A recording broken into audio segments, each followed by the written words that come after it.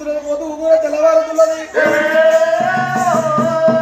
ఇంత భగవంతుడు బల్లలో పోతాడు 7 నెలల పొద్దు అయిపోతూ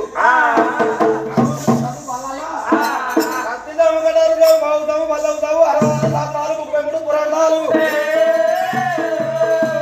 సారి ఒకటి చెప్తే భగవంతుడు 4 అంటాడు 4 అని సారి చెప్తే 12 భాగవంతుడు అనుకుంటున్నాడు గురువేట గురువు